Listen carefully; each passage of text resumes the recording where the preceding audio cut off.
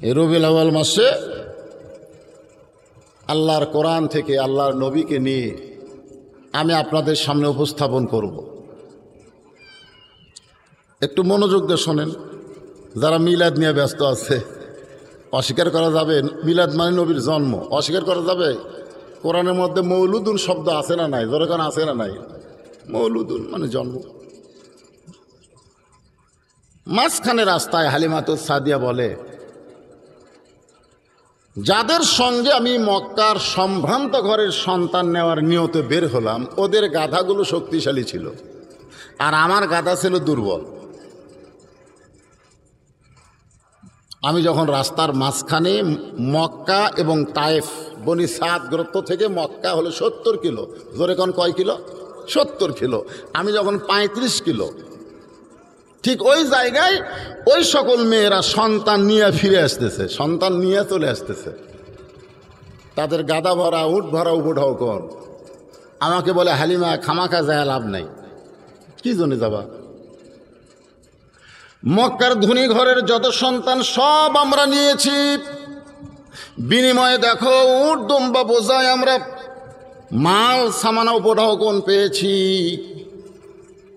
একটা মাত্র ছেলে মক্কায় আছে যে জন্মের আগে বাবা হারাইছে, খুব গরিব, এতিম।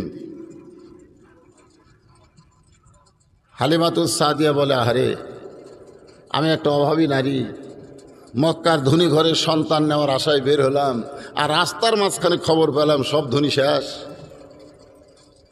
একটাই আছে, সেটা হলো এতিম। এখন মক্কায় যায় লাভ কি? হালিমাতুস সাদিয়া বলে, আমার যানবাহন ছিল গাধা। আমি গাধাকে লক্ষ্য করে বললাম, গাধা তুই আসলেই দুর্বল, আর তোর কারণে আমার ভাগ্য খারাপ, সব বাড়িতে ফিরে চল, ওই মক্কায় গিয়ে আর কোনো লাভ নাই। এই কথা যেই মাত্র বলেছি, আমার গাধা খড়গেশের মতন কান খাড়া করে এত জোরে আমাকে পিটে নিয়ে মক্কার দিকে দৌড় দিল। বর্তমানে যেখানে আল্লাহর কাবা ঘর, সে ঘরের কাছে গাধা ঘুরমি খেয়ে পড়ে গেছে। আমি গাধাকে তিরস্কার করে বললাম, গাধা তুই কি রে? তোরে কইলাম বাড়িতে চল, আর তুই বাড়িতে না গিয়া চলে আসলি মক্কায়। এখন তুই তো আর বাঁচবি না, যে জোরে দৌড়াইছিস ঘুরমিকে পড়ে গেছিস। গাধার মুখ মাটির সঙ্গে লাগায় হালিমাতুস সাদিয়া দেখে গাধার চোখ দেখালি দর দর করে পানি পড়তেছে। জঙ্গলের পশুরা বলে, আজ হয় মোদের খুশির দিন। সবাই বলেন, জঙ্গলের পশুরা বলে, আজ হয় মোদের খুশির দিন। বিশ্বজাহানে আসিয়াছেন রাহমাতুল লিল আলামিন। এটা হলো নবীর মিলাদ। হালিমাতুস সাদিয়া বলে, আমি গাধাকে যখন তিরস্কার করতেছি, কান দে মর, চোখ দে পানি পড়তেছে, মর। তোরে কইলাম বাড়ি চল, তুই চলে আসলি মক্কায়। এমন সময় এক বুড়ো মানুষ হালিমাতুস সাদিয়ার দিকে লক্ষ্য করে ডাকতে বলে, মা গো, তুমি আসার আগে অনেক মেয়েরাই ছিল, নাতির দিকে একটাবার কেউ ফিরে তাকাই নাই। তুমি যখন সবার শেষে আইছো, মা আমার এতিম রে কি একটাবার দেখবা না? সেই সময় নিয়ম ছিল, কোরাইশ বংশের সন্তানদেরকে মা দুগ্ধ পান করাতে পারত না। হালিমাতুস সাদিয়া বলে, মুরব্বী, আমি এত গরিব, মক্কার ধনী ঘরের সন্তান নেওয়ার আশা এসেছিলাম, কিন্তু রাস্তার মাঝখানে দুর্বল গাদার কারণে পড়ে সব শুনলাম তারা নিয়ে গেছে। একটা এতিম নাকি মক্কায় আছে। এসেছি যখন একটা নজর দেখতে চাই, তবে নেওয়ার মতন আমার শক্তি নাই। হালিমাতুস সাদিয়া বলে, শুধুমাত্র দেখার জন্যে বর্তমানে সেই ঘরটা লাইব্রেরি হয়ে আছে। জোরে গান সুবহানাল্লাহ। যেই ঘরে নবী জন্ম নিয়েছে সেই ঘর এখনো আছে, তবে সৌদি সরকার সেই ঘরটাকে লাইব্রেরি বানাইছে। হালিমাতুস সাদিয়া বলে, ওই ঘরের মধ্যে ঢুকে দেখি তোরা দেখে যা আমেনা মায়ের কোলে। শোনেন নাই কবি নজরুলের? হালিমাতুস সাদিয়া বলে, আমি ঘরের মধ্যে ঢুকে দেখি আমিনার কোলে। এটা সন্তান না পূর্ণিমার চাঁদ? জোরে কোন সুবহানাল্লাহ। চাঁদ সূরজ গ্রহ তারা তারি নূরের ইশারা, চাঁদ সূরজ গ্রহ তারা তারি নূরের ইশারা, নইলে যে অন্ধকারে ডুবিত এই ধরনী। সেই জন্য আল্লাহ বলেছেন সিরাজাম মুনীরা। ওই দেখো আলো আসতেছে, আলো এই কয় না, মানুষ কয় না ওই দেখো আলো আসতেছে। আসলে আলো কি আসে না নিয়ে আসে? কথা কন না কেন? তা আমরা তো বলি না, ওই দেখো ওই যে আলো আসতেছে, আলো আসতেছে, আলো আসতেছে। কিছুক্ষণ পর যখন লোকটা আপনার সামনে আসলো, আপনি বললেন আব্দুর রহিম তুই? বলে হ্যাঁ। এতক্ষণ তো তোকে দূর থেকে চিনে পাইনি, খেলে আলো দেখছি রে, তোকে তো দেখিনি। আপনারা এখন বলেন তো, ওই হেজাক, যে হেজাক নিয়ে আব্দুর রহিম আসতেছে, ওই হেজাকের দাম বেশি না আব্দুর রহিমের দাম বেশি? কথা কন না কেন? কার দাম বেশি? আব্দুর রহিমের দাম বেশি, কারণ আব্দুর রহিম তো হেজাক নিয়ে আইছে রে, হেজাক তোর আসেনি। আজকে যারা নবীকে নূর বলে তারা নবীর দাম কমায় দেয়, কারণ নবী নূর নয়, নবী হচ্ছে নূরওয়ালা। ধরে কোন ঠিক কি না? এই জন্য আমার সঙ্গে বলেন, চাঁদ সূরজ গ্রহ তারা তারি নূরের ইশারা, নইলে যে অন্ধকারে ডুবিত এই ধরনী। সবাই বলেন নবী মোর পরশমণি, নবী মোর সোনার খনি, নবী নাম ভাবে যেজন সেই তো দোজাহানের ধনী। এত সুন্দর সন্তান যদি কোনো নারী দেখে, আপনারা বলেন তো, মেয়ে মানুষেরা এমনি তো সন্তান দেখলেই কোলে নিবার চায়। জোরে কোন কথা ঠিক কিনা? হালিমাতুস সাদিয়া বলে, এত সুন্দর সন্তান আমি লোভ সামলাইতে পারলাম না, আমি একটু দ্রুত গতিতে গিয়ে আমিনার কোল থেকে যখন সন্তানকে আমার বুকে নিলাম, ওই সন্তানের পরশে আমি দুর্বল হালিমা সবল হয়ে গেলাম। চিন্তা করে দেখেন, তখন তো তিনি নবী নন, তখন তিনি নবী হন নাই, কিন্তু একটা সন্তান ছিল, সেই সন্তানের পরশে যদি হালিমা দুর্বল মানুষ সবল হইয়া যায়, তাহলে আমরা যদি নবীকে গ্রহণ করি, নবীর মাধ্যমে পাঠানো কোরআনকে যদি গ্রহণ করি, তাহলে মুসলমান কোনোদিন দুর্বল হবে না, মুসলমান পৃথিবীর মধ্যে সবল হবে। জোরে বলেন কথা ঠিক কি না?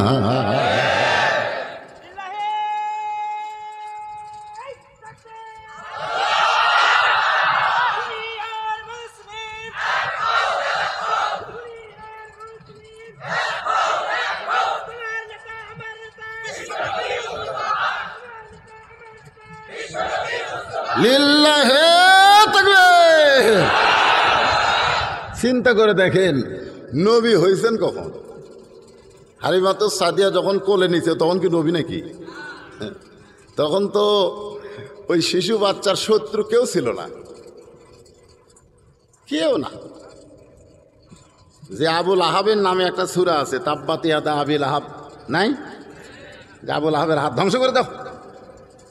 সে আবুল আহাব যখন জানতে পারলো যে আব্দুল্লাহ তো বাচ্চা পেটে দিয়ে মারা গেছে, সে আব্দুল্লাহর ঘরে একটা ফুটফুটে সন্তান হয়েছে, দাসী যখন আবুল আহাবকে খবর দিছে, আবুল আহাব খুশি হয়ে 2 আঙ্গুল দিয়ে, তুই আজাদ, আমাদের একটা সুন্দর ভাস্তা হয়েছে, এই খবর আমারে দিলি, আমি খুশি হয়ে তোরে মুক্তি করে দিলাম। তাহলে চিন্তা করে, নবীর মিলাদে আবুল আহাবও খুশি, নবীর মিলাদে আবু জেহেলও খুশি। যারা জশ্নে জুলুস করতেছো, ঈদে মিলাদুন নবী করতেছো, আমি তো হিসাব করে দেখছি তোমরা ওই আবু জেহেল আবু লাহাবের দল। জোরে কোন কথা ঠিক কিনা? কথা কন। মিলাদ তো সবাই খুশি, তখন কি নবী নাকি? বাবা 40 বছর বয়সে তখন নবী হয়ে এই কোরআন শরীফ পাইছে, তারপর থেকে শুরু হয়েছে, হুজুর আপনি কেমন আছেন, হুজুর আপনি কেমন আছেন, হুজুর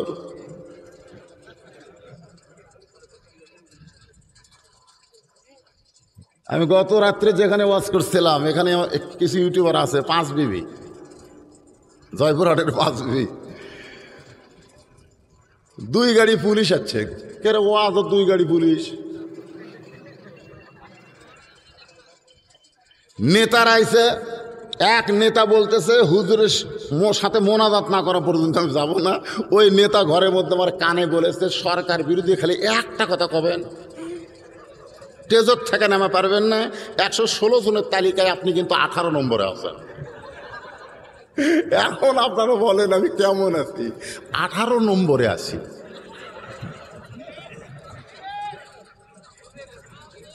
কারণ বাংলাদেশে কোনো চোর ডাকাতের তালিকা নাই, কোনো ঘুষখোরের তালিকা নাই, কোনো দুর্নীতিবাজের তালিকা নাই।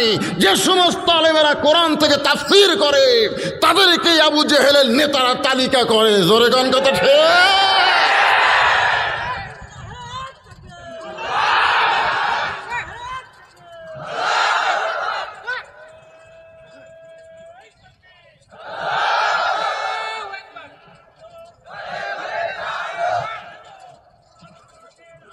হচ্ছে না, রে হচ্ছে না।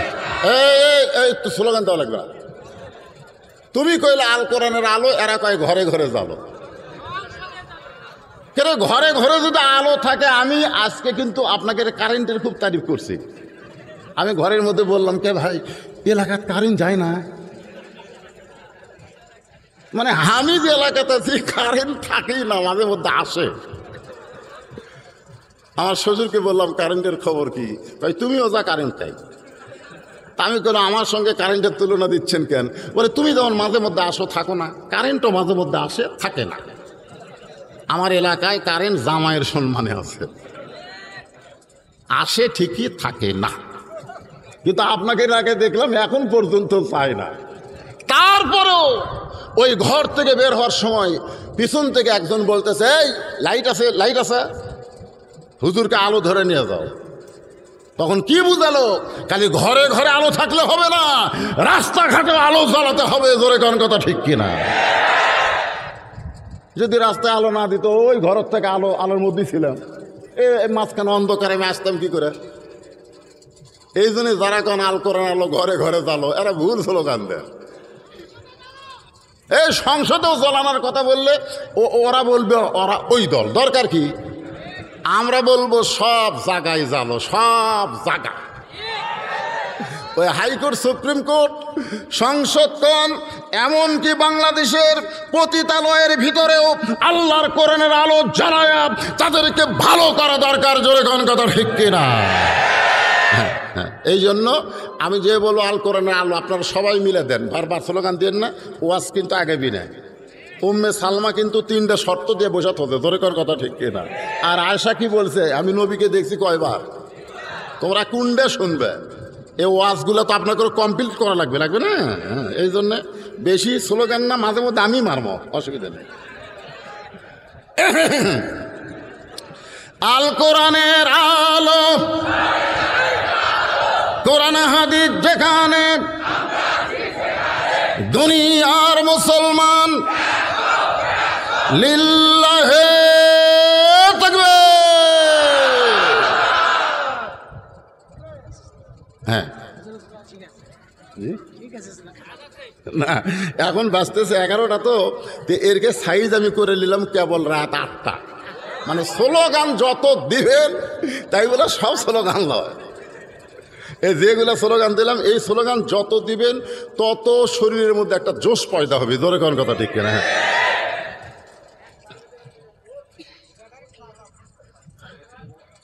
তাহলে কি বলতেছিলাম একটু শোনেন। শত্রুতা কখন শুরু হয়েছে?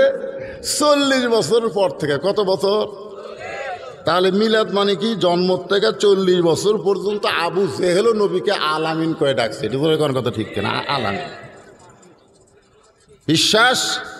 মানুষই যদি দেখতে চাও তা আব্দুল ইতিম পোলার দিকে টাকাও, তোমাদের যত টাকা পয়সা থাকে ব্যাংকত না থেকে তার কাছে থৌ, ব্যাংকত তুলেও মাঝে মধ্যে গায়েব হয়ে যায়। জোরে কোন কথা ঠিক কিনা? আল্লাহর নবীর কাছে আবু জেহেলও টাকা জমাতো রে, সুবহানাল্লাহ। কিন্তু যখন নবী হলেন তারপরে অবস্থাটা কেমন হলো? বলার আগ দিয়ে আমি বলতেছি হালিমাতুস সাদিয়ার সেই করুণ কথাটা শোনেন, শুনবেন না? হালিমাতুস সাদিয়া বলে, আমি আমেনার দিকে তাকায় আছি, আমেনা দু চোখ দিয়ে পানি ছাড়তেছে আর বলতেছে, অনেক মেয়েরাই ছিল মক্কায়, আমার ঘরে এতিমের জন্ম, এই কারণে তারা একটা বারও ঘরের মধ্যে ঢুকে নাই। আর তুমি ঘরের মধ্যে ঢুকে আমার সন্তানকে তোমার বুকের মধ্যে নিলে, তুমি কি আমার সন্তানকে নিবে না আবার আমার কোলে ফিরাইয়া দিবে? তোমাকে দিবার মতন কিন্তু আমাদের কিছুই নাই। হালিমাতুস সাদিয়া বলে, আমেনা, এমন কিছু বুকের মধ্যে নিয়েছি, দরকার হলে আমি গোটা দুনিয়া ছাড়ব, কিন্তু এই সন্তানকে আর কলিজা থেকে নামাবো না। কথাটার মধ্যে কিন্তু মারেফত আছে। এই সন্তানকে কোল থেকে নামাবো না, বুক থেকে নামাবো না, তা কিন্তু না, কলিজা থেকে নামাবো না। যেখানেই থাক সন্তান আমার কলিজার ভিতর থাকবে। জোরে কোন কথা ঠিক? আমির হামজা যেখানেই থাক, আমির হামজা আমাদের কলিজার মধ্যে আছে। জোরে কোন কথা ঠিক না?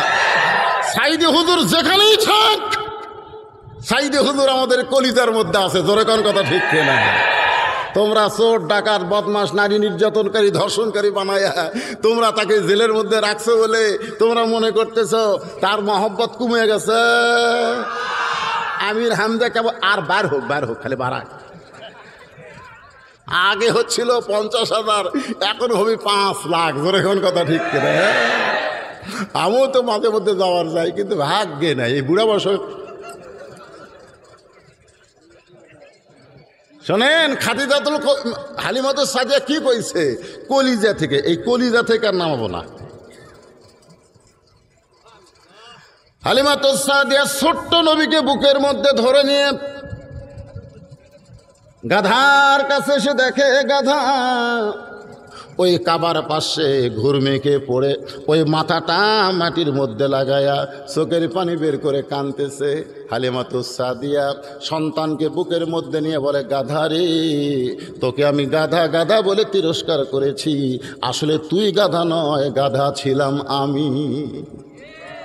তুই যদি না আসতি মক্কায়, তাহলে এত সুন্দর সন্তান আমি কেমনে পাইতাম?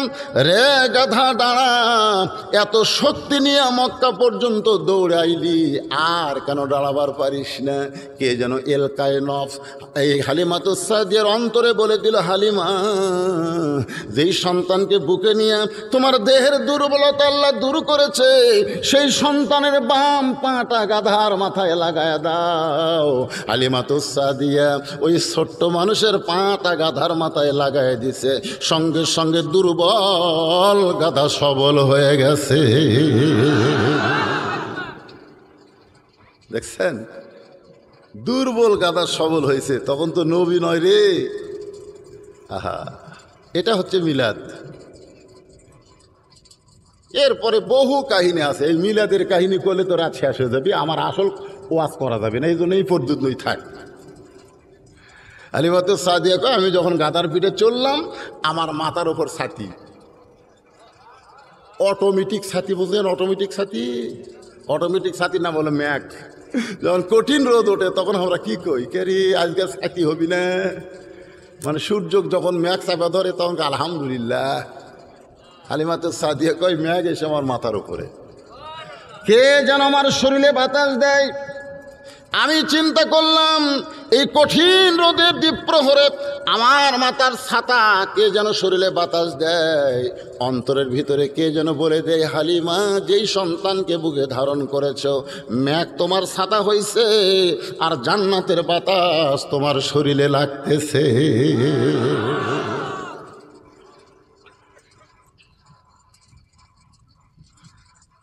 নবী হয় নাই 25 বছর। সেই সময়ে কিন্তু নবীর একজন বিবি হয়েছিলেন, নাম হলো খাদিজা। দরেকার নাম কি? খাদিজা। হালিমা কিন্তু মা, আর খাদিজা হচ্ছে নবীর স্ত্রী। তখনও কিন্তু নবী না, 25 বছর। দরেকন কয় বছর? 25 বছর। তো ওই খাদিজাতুল কুবরা 25 বছরের যুবককে যখন বিয়ে করলো, তখন নবী ছিলেন খাদিজার বাড়ির রাখাল। এই রাখালক বিয়ে করছে খাদিজা। এটা শুনে তেলতালারা ওই আবু জেহেল, উতবা, সাইবা, আবু সুফিয়ান যারা আছে এরা চিন্তা করে কে হামাকের মতন বড় বড় নেতা থাকতে মক্কার সবচাইতে ধনবতী রমণী খাদিজা বিয়ে করলো ওই এতিমকে, যার কিছুই নাই, চাল নেই, চুলা নাই, খাদিজার বাড়িতে কাম করা খায়। এই নেতারা রাস্তার মধ্যে যেখানেই বসে সেখানেই গল্প করে। খাদিজা মারাত্মক ভুল করছে, মারাত্মক ভুল করছে। তো আল্লাহ রাসূল খাদিজাকে বলতেছে, দেখেন আমি তো আপনাকে বিয়ে করার সাহস পাইনি, আপনি আমার সাথে বিয়ে বসলেন, কিন্তু রাস্তাঘাটে বার হলে জনগণ একটা কথা বলে আমার সাথে বিয়ে হয়ে আপনি নাকি ঠকে গেছেন। এই কথা শুনতে ভাল লাগে না। খাদিজা বলতেছে, যারা যারা বলে আপনি কি তাদের নাম জানেন? তো বলতেছে উমর ইবনুল হিসাম। তখন তো আবু জেহেল ছিল না, ওর নাম ছিল উমর ইবনুল হিসাম। আবু সুফিয়ান, উতবা, সাইবা, মুগিরা তো খাদিজা একদিন দুপুরবেলা তাদেরকে দাওয়াত দিছে। দাওয়াত দিয়ে বলতেছে, ও মক্কার নেতারা, আপনারা নাকি বলা বলি করেন আব্দুলের এতিম পোলাকে স্বামী হিসাবে গ্রহণ করে আমি ঠকে গেছি। বলে 100 বার ঠকছেন। আমাদের মতন নেতারা থাকতে আপনি এই এতিমকে স্বামী হিসাবে কবুল করলেন কেন?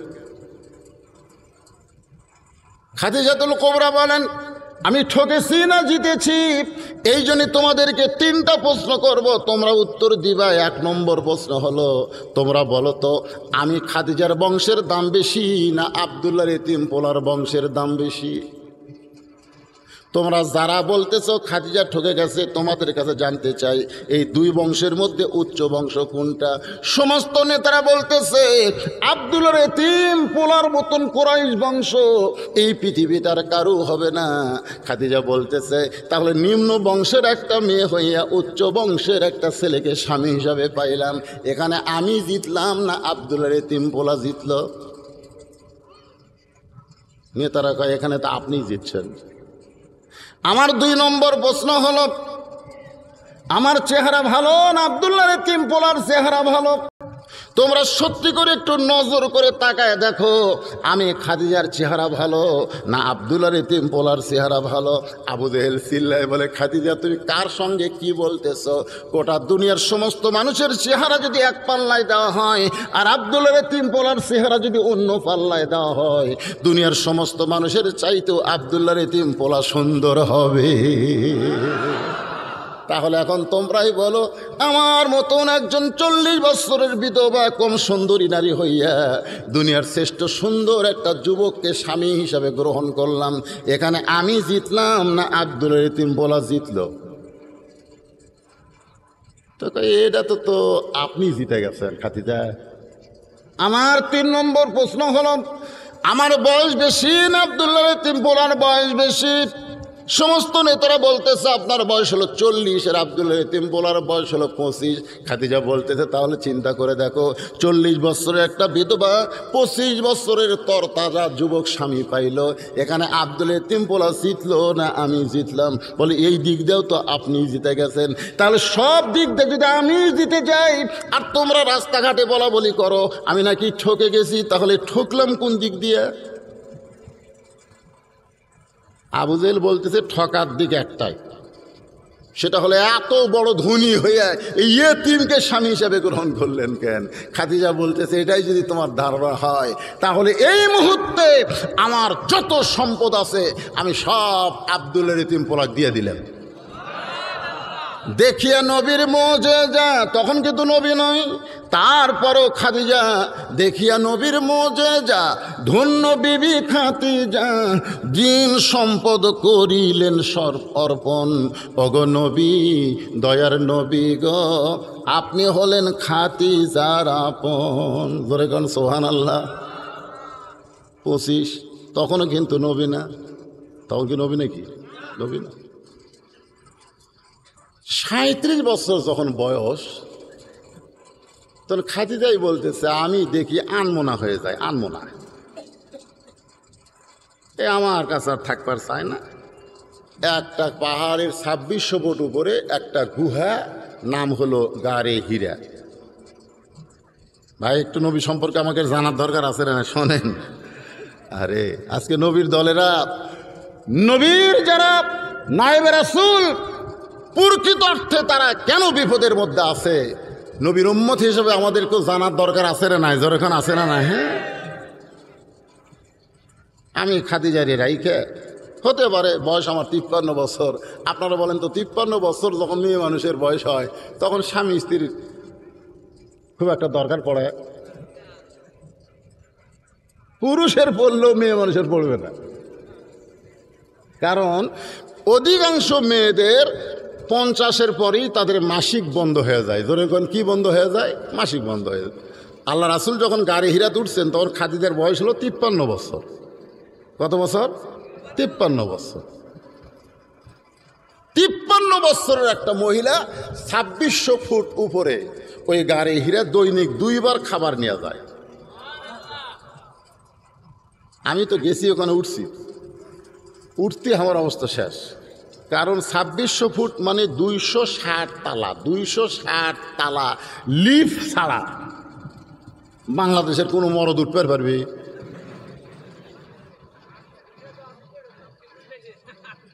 না না না, ওখানে উঠছি কিভাবে সেটা বলতেছি। ওখানে উঠতেছি কিসের মহব্বতে? আল্লাহ রাসূলের মহব্বত।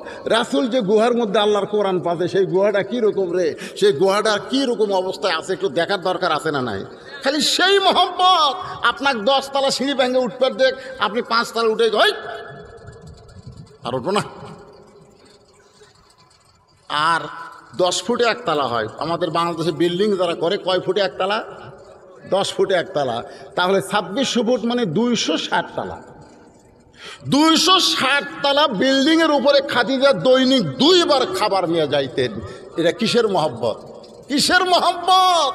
কারণ মহব্বতে মানুষের শক্তি বাড়ে, মহব্বতে মানুষের জোশ পয়দা হয়। আজকে যদি নবীর প্রতি আমাদের মহব্বত, আলেমের প্রতি আমাদের মহব্বত হয়, তাহলে বাংলাদেশের কোন আলেম জেলখানায় থাকতে পারত না। জোরে কোন কথা ঠিক কিনা? পারত না। কিন্তু মহব্বত খালি এই সামিয়ানার তলে।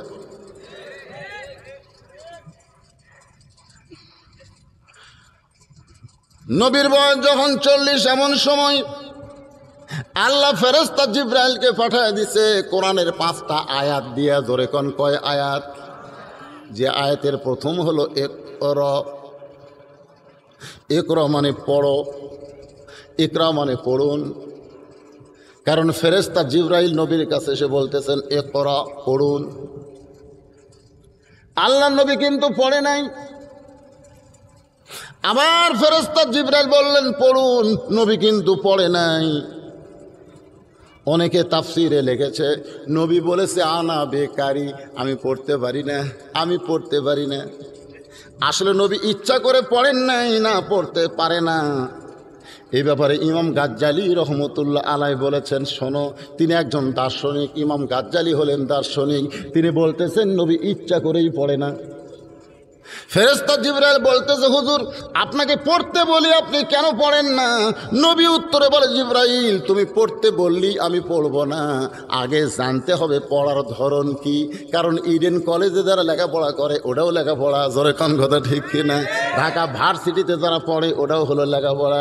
কয়েকদিন আগে ঢাকা ভার্সিটিতে একজন মেয়ে মানুষ ওন্না, দাদিরা নানিরা যেরকম ব্লাউজ না পরে এরকম বগল বার করে পরে বসে থাকে, বলতেছে পোশাকের স্বাধীনতা দেওয়া লাগবে। 4-5 জন লোক বলতেছে পোশাকের স্বাধীনতা দেওয়া লাগবে।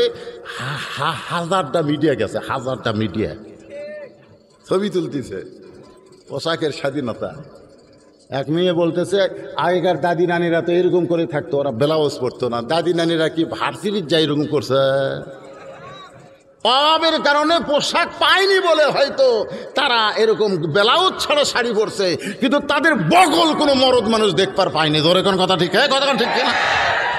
এই শালি কয় কি দাদি নানিরা? আপনারা কন ওটা কি লেখাপড়া? কন লেখাপড়া? নই বলতেছে জিবরাইল খালি পড়বার খাও।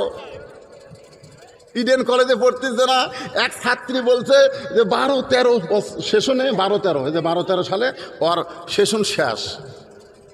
কিন্তু এখন পর্যন্তই ছাত্রী নেত্রী হয়ে আছে, চুলে চুলি ছিঁড়ে ছিঁড়ি। কোন ওই ইডেন কলেজে যারা পড়ে এরা যে কোন তেল মাথার দেয় ভাই, গেল চুল ধরে।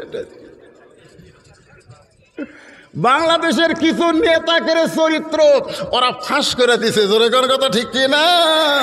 তোমরা যাদের পিছনে চাঞ্চা হয়ে ঘোরো, তোমাদের নেতারা হলো 1 নম্বর লুচ্চা, জোরে কোন কথা ঠিক কিনা? লুচ্চা।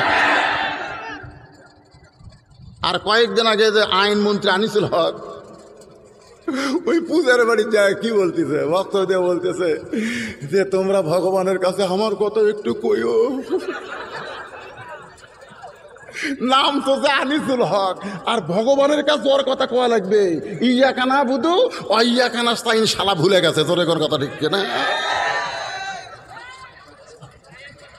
আর ওবায়দুল কাদের যে কি কষে ভাই, সেটার বলার মতন পরিবেশ নাই, তোর কোন কথা ঠিক না? খালি পড়লেই হবে না, ইকরা মানে কি পড়ো, কি পড়বো, কি বলবো? আল্লাহ রাসূল বললেন, জিবরাইল শুধু পড়তে বললি আমি পড়বো না, আগে জানতে হবে পড়ার ধরন কি। যে কোরআনের তাফসির শুনতেছেন, এ কোরআন আপনারা পড়া তো দূরের কথা, আপনি যদি ধরবার চান আসেন তো ভাই, আপনারা সবাই কি কোরআন ধরবার পারবেন? আমি যেরকম কোরআন ধরেছি, এখানে অনেকে আছে কোরআন ধরতে পারবে না, কারণ কোরআন ধরবার গেলে লা ইয়ামাসসুহু ইল্লা, তুমি স্পর্শ করতে পারবা না যতক্ষণ পর্যন্ত তুমি পবিত্র না হবা। তাহলে পবিত্র হয়ে যে কোরআন স্পর্শ করতে হয়, সেই কোরআন যদি মানুষ একবার গ্রহণ করে, সেই মানুষ ফেরেশতার চাইতেও পবিত্র হয়ে যাবে। তাফসীরুল কোরআন মাহফিল। এই যুবকেরা, এই রে আবার খাড়া হলো, কি হয়েছে? পেশাব লাগছে? অসুবিধা নাই, অনেক মানুষ তো, সব মানুষকে এক মেজাজের হয়, 2-1 পেশাব টেশাব লাগবেই। ও আবার পানি খাবার যাচ্ছে, যাক তৃষা লাগছে। আপনারা কি বিরক্ত হচ্ছেন? আপনারা কিন্তু মনে রাখবেন, খালি আয়েশা 9 বছরের নবী দেখছে কয়বার? 3 বার। আর উম্মে সালমা নবী সত্য দিতে কয়টা? 3টা। এটা আপনাকে জন্য না, এই ওয়াজগুলো করা লাগবে ওই যে পর্দার মধ্যে থেকে যারা পোশাকের স্বাধীনতা চায়। আল্লাহ কোরআনে বলেছে, অকরনা ফি বুয়ুতিকুন্না ওয়ালা তাবাররুজনা তাবাররুজাল জাহিলিয়াতিল উলা। মেয়েরা তোমরা ঘরের মধ্যে থাকো, হেজাবের মধ্যে থাকো, পর্দার মধ্যে থাকো, ওই জাহেলি যুগের মেয়েদের মতন সাজগোজ করে তোমরা বের হয়েও না। এই কথা কার? এই কথা হলো আমার আল্লাহর। আর 90% মুসলমানের দেশে এরা পোশাকের স্বাধীনতা চায়। তো আমাদের কিছু ইউটিউবার ভাইরা আবার এরা আবার ইয়েও বানাইছে, ভিডিও করছে। এক ছেলে বিয়ে করবে, বাপ মাও নিয়ে গেছে, চাচা গেছে, যে মেয়ে থেকে পছন্দ হয়ে গেছে। মেয়ে কিন্তু একেবারে টাকাটুকুও দিছে, দিয়ে বাপ চাচারা যখন বাইরে আসতেছে, তখন ছেলে বলতেছে, আব্বা এই মেয়েটা কোন কলেজে লেখাপড়া করছে এটা শোনা দরকার। তোকে হয় রে বা, আমরা তো শুনিনি। তখন ছেলে বলতে, যা তুই শোনায়। তো আস্তে আস্তে যা মেয়ে বলছে, আপনার দেখে তো পছন্দ হয়ে গেছে, বিয়েও হবে, সবই ঠিক আছে, কিন্তু আপনার লেখাপড়া কোন কলেজে? মেয়েটা বলতেছে ইডেন কলেজ। যেই কছে ইডেন কলেজে ভাই, ওই ভয়ের ঠেলায় এত দূরে দৌড় মারছে, দরজা ভাঙ্গে গেছে। বাপ মাকে দৌড়াসকে ওই ব্যবসাক বিয়ে করা যাবি না, ওই ইডেনের ছাত্রী।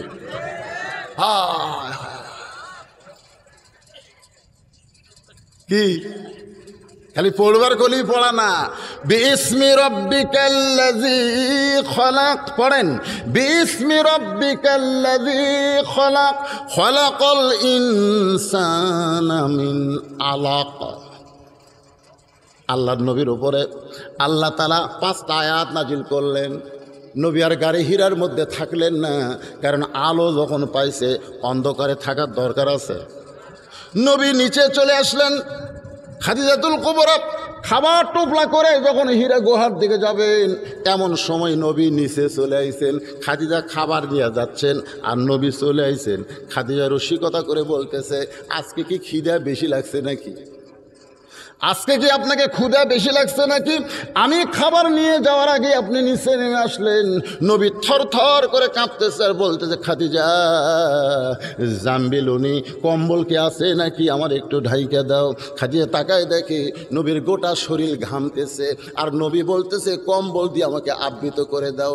মা খাদিজা আল্লাহর নবীকে কোলের মধ্যে নিয়ে কম্বলের নিচে নিয়ে কপালে হাত দেয়া বলতেছে, আপনি ভয় করবেন না, কারণ আমি যখন আপনাকে বিবাহ করেছি তখনই আমি দেখেছি আপনি সাধারণ মানুষ না।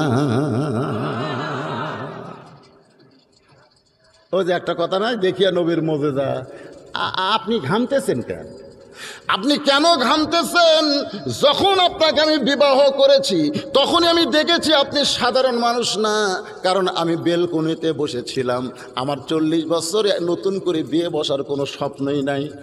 আমি বেলকনিতে বসেছিলাম, এমন সময় তাকায় দেখি আমার রাখালগুলো সব ঘরের মধ্যে আরাম করতেছে। আমি রাখালের সর্দারকে ডাক দিয়ে বললাম, ও রাখালের সর্দার, আমার উট দুম্বা হাজার হাজার, সেইগুলো চড়ানো বাদ দিয়া তোমরা কেন দুপুরবেলা ঘরে আরাম করো?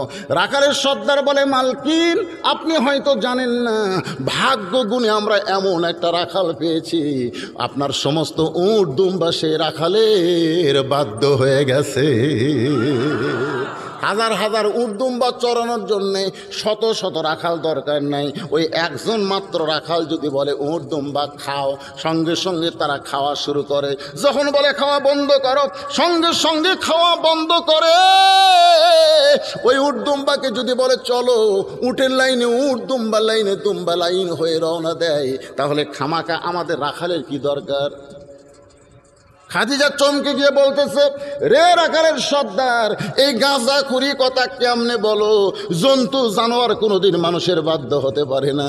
রাখালের সর্দার বলে, বিশ্বাস যদি না হয় তাহলে আপনি তদন্ত কমিটি করেন, তদন্ত কমিটি পাঠান, তদন্ত কমিটি করেন, তদন্ত কমিটি পাঠান। যদি বিশ্বাস না হয়, বিশ্বাস যদি না হয়, এই আলেমেরা দুর্নীতিবাজ, এই আলেমেরা ধর্ষণকারী, এই আলেমেরা দুদকের কাছে রিপোর্ট দিয়েছে নানা ধরনের। আমি যে বলবি 18 নম্বর, আমার বিরুদ্ধে রিপোর্ট হলো 37 পৃষ্ঠা। জোরে কোন কয় পৃষ্ঠা রিপোর্ট দিয়েছে? এই করে তদন্ত করো। দুদককে বলছে তদন্ত করো। আসলে বলেন তো তদন্ত করবে কে? আলেমের তদন্ত আলেম করা লাগবে। আলেমের তদন্ত যদি জালেম করে তাহলে একটা আলেমও বাইরে থাকতে পারবি না, কারণ এরা আগে থেকেই মৌলবিক দেখা পারে না। জোরে গেলে কয় দাওয়াত পাচ্ছে, আসতে গেলে কয় কত পায় খাওয়া খাচ্ছে। জোরে কোন কথা ঠিক কিনা? হ্যাঁ, আমি পরশুদিন আপনার ওই নওগাঁতে ওয়াজ করছি, করে ওই যাচ্ছি ভাই, রাস্তায় একটু ভিড়, তা আমার ড্রাইভার আবার ভিড়ের মধ্যে হুইসিল বেশি বাজাচ্ছে। হুইসিল একটু ভিড় হলে হুইসিল বাজাবে না, তো হুইসিল বাজাচ্ছে। সাইড থেকে লোকজন বলতেছে, পকেট ভরা টাকা পাচ্ছে, আর দেরি করবি। আচ্ছা, হুইসিলকে আমি বাজাচ্ছি, আমার ড্রাইভার বাজাচ্ছে, অথচ বলতেছে পকেট ভরে টাকা পাচ্ছে, এখন তাড়াতাড়ি বাড়ির যাবি, টাকা পাচ্ছে আর থাকে। আমি কইলাম, হাই রে, কি খাতার নাম দিলাম রে। জোরে গেলে কয় দাওয়াত পাচ্ছে, আর আসতে গেলে কয় কত পায় খাওয়া খাচ্ছে। আচ্ছা, যারা এইরকম আমাকরক কয়, তারকক যদি তদন্ত কমিটি করে তাহলে আমাকরক বাইরে থাকবে দিবি। তো এখন রাখালের সর্দার বলতেছে তদন্ত কমিটি করেন, খাদিজা বলতেছে তদন্ত কমিটি করব না, আমি নিজেই তদন্ত করব। জোরে কোন সুবহানাল্লাহ। আল্লাহ নবীকে কোলের মধ্যে নিয়ে কপালের ঘাম মুছে দিয়ে কম্বল দিয়ে জাপটে ধরে বলতেছে, আমি নিজেই তদন্ত করতে গেলাম। তদন্ত করতে গিয়ে দেখি একটা যুবক আপনি দাঁড়িয়ে আছেন। আপনি যেখানে দাঁড়িয়ে আছেন আপনার শরীরে রোদের কোনো তাপ নাই, একখণ্ড মেঘ আপনাকে ছায়া দেয়। আমি দূর থেকে দেখি আপনি যেই দিকে যান মেঘটাও আপনার মাথার উপর দিয়ে যায়। আপনি যখন বসেন তখন মেঘটা নিচের দিকে নেমে আসে।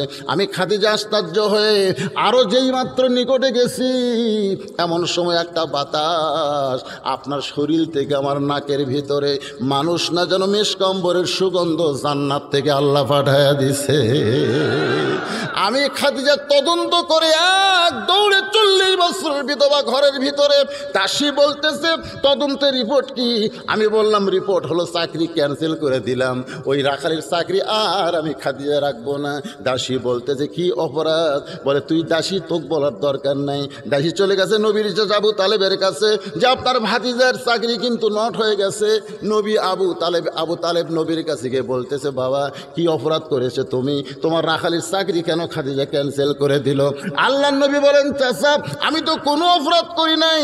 আবু তালেব খাদিজার কাছে বলতেছে আমার এতিম ভাতিজার চাকরি কেন নট করে দিলে, চাকরি কেন বঞ্চিত করে দিলে? খাদিজা বলতে চাকরি খাওয়ার কারণ একটাই হলো আপনার এতিম আর রাখাল থাকবে না, আপনার এতিমকে আমি স্বামী হিসাবে গ্রহণ করতে চাই।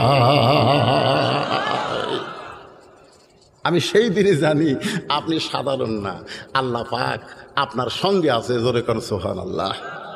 সাহস দিতে নবীকে রে। আহা, আপাতত নবীরা গাড়ি হিরাত যায় না, ওই ঘরের মধ্যে কোরআন শরীফ আসা শুরু হয়ে গেছে। সুবহানাল্লাহ না কেন? নবী ঘরের মধ্যে কোরআন শরীফ তেলাওয়াত করে। দেখেন কোরআনের কি পাওয়ার। ওই যে আবু জেহেল উতবা সাইবা ওরা চুপি চুপি চোরের মতন কোরআন পড়া শোনে। আবু জেহেল তো একদিন ঘটনা করবে বলেই ফেলে দিছে, কি সুন্দর কোরআনের বাণী, রাত কোন দিক দিয়ে গেল আমি বুঝবারই পারিনি। মানে নবী যখন কোরআন পড়ে। আর আমাদের বাংলাদেশের প্রত্যেক বছর কোরআন প্রতিযোগিতায় বিশ্ব থেকে পুরস্কার আনে। তোরে কোন কথা ঠিক কিনা?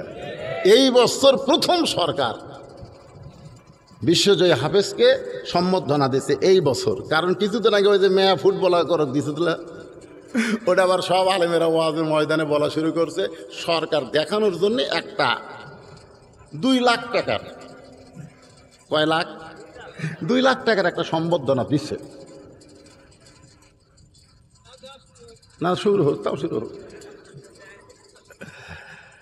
সামনে আছে শুভ দিন, চিন্তা ভাবনা করে নিন। একটা কথা আছে না, সামনে 23 সাল ভোটের বছর আসতেছে। এই জন্য কিছু কিছু দুনিয়াবী নেতা বলবে সামনে আছে শুভ দিন, চিন্তা ভাবনা করে নিন। চিন্তা ভাবনা করা শুরু হয়ে গেছে, কিন্তু আপনারা সব কথাই খেয়াল করবেন না। খেয়াল করতে হবে আমার আল্লাহ রাসূলের কথা। জোরে বলেন ঠিক কিনা? একটু মনোযোগ দিয়ে শোনেন। নবী ঘরের মধ্যে কোরআন পড়ে চুপি চুপি শোনে। একদিন কয়েক নেতা একত্র হয়ে বলতেছে কোরআন শুনতে তো ভালোই লাগে ঘরের মধ্যে যখন পড়ে। আবু সুফিয়ান বলতেছে ঘর থেকে কোরআন যদি বাইরে আসে, যদি ঘর থেকে কোরআন বাইরে আসে। আবু জেহেল বলতেছে খবরদার এই কথা বলো না, ঘরের মধ্যে কোরআন থাক। যেরকম আমরা মাদ্রাসার মধ্যে কোরআন থাকলে কোনো সমস্যা নাই, মসজিদের মধ্যে কোরআন থাকলে কোনো সমস্যা নাই, এই কোরআনের মাহফিলে কোরআন থাকলে কোনো সমস্যা নাই। কিন্তু এই কোরআন নিয়ে যদি সংসদে যাবার চাই তখনই আবু জেহেলদের সমস্যা হবে। ধরে কোন ঠিক কিনা? আবু জেহেল বলতেছে ঘরের মধ্যেই কোরআন থাকবে, ঘরের বাহির হবে না। আবু সুফিয়ান বলতেছে যদি হয়, যদি হয়। আবু জেহেল বলতেছে তাহলে আমাদের ভুয়া নেতৃত্ব চলবে না। এই যে কাঁঠাল ভাঙ্গা খাচ্ছি, আমরা যে কাঁঠাল ভাঙ্গা খায় নেতৃত্ব দিচ্ছি, আমরা এক রাতে তেলের দাম 40 টাকা বাড়াচ্ছি। ধরে কোন কথা ঠিক কিনা? এর নাম হলো কাঁঠাল ভাঙ্গা। ধরে কোন কি ভাঙ্গা? 800 টাকার গ্যাস এক রাতে 1200। আমার বাড়িতে আমি থাকি না রে ভাই, বিল হচ্ছে 8240 কারেন্টের বিল। কারেন্টই নাই। এইটা যখন কোরআনের সমাজ চালু হবে, এই কাঁঠাল ভাঙ্গা রাজনীতি চলবি না। ধরে কোন কথা, কথা কন না কেন? গরিবদেরকে শোষণ আর ধনীরা টাকা সুইস ব্যাংকে লক্ষ কোটি টাকা ওরা পাচার করছে। ধরে কোন কথা ঠিক কিনা? আল্লাহর কোরআনের সমাজ যখন চালু হবে, এই কাঁঠাল ভাঙ্গা রাজনীতি চলবে।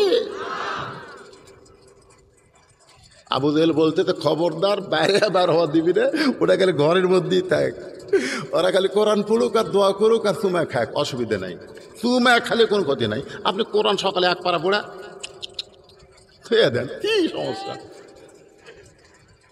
কিছুক্ষণ আগে আসরের নামাজ পড়ছে, যে নামাজ সম্পর্কে আল্লাহ বলেছে ইন্নাস সালাতা তানহানিল ফাহশাই ওয়াল মুনকার, একমাত্র নামাজই পারে মানুষকে যাবতীয় খারাপই থেকে বাঁচাই দিতে। কোরআনে আছে না নাই? জোরে কোন আছে না নাই? আসুন নাস পরে জমি ধান দেখবার গেছে, জমির ধান দেখবার যায়, দেখে যে উপর জমির পানি, নিচে ওর জমির পানি নাই। চিন্তা করতেছে কে উপরে পানি আছে নিচে আমার ডাত নাই, কি করি? মাথাত কিন্তু টুপি আছে, টুপি মাথার দেয়, আমি চারিদিকে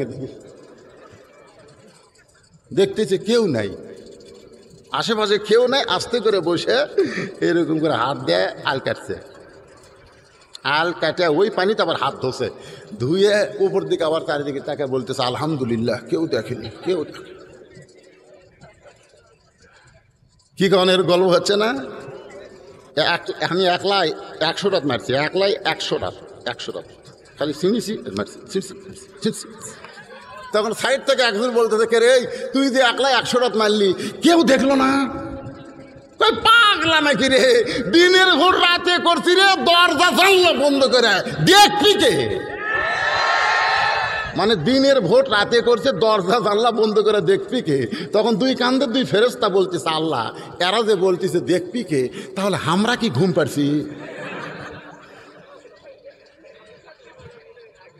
আপনারা কি মনে করছেন ওরা খালি সমানে ছিঁড়া মারিছে, জানলা বন্ধ করে দিনের ভোট রাতে দেখেনি? দুই ফেরেশতা কি করতেছে? ঘুম পাড়তেছে। তোর কে কাম তোরা কর, আমরা এখন ঘুম পাড়ি নাকি? তোমার দুই কান্দে দুই মোহরি, এই গানটা গান কোনো গুনাহ হবে না বলেন? তোমার দুই কান্দে দুই মোহরি লেখিতেছেন ডায়েরি, দুই কান্দে দুই মোহরি লেখিতেছেন ডায়েরি, দলিল দেখে রায় দিবে, দলিল দেখে রায় দিবে, টাকা পয়সার নাই কারবার। সবাই বলেন আছেন আমার মুক্তার, আছেন আমার ব্যারিস্টার, শেষ বিচারে আয় আয় আয়। ইচ্ছা মতো বিচার করিস, ইচ্ছা মতো কলম ঘুরে, শেষ বিচারের হাইকোর্টেতে, শেষ বিচারের হাইকোর্টেতে তিনি আমায় করবেন পার, আমি পাপী তিনি জামিনদার। সেই দিনে সে স্টেশনে থাকবে নানান প্যাসেঞ্জার, হিন্দু বৌদ্ধ খ্রিস্টান সবাই থাকবে, ধরে কোন কথা ঠিক কিনা?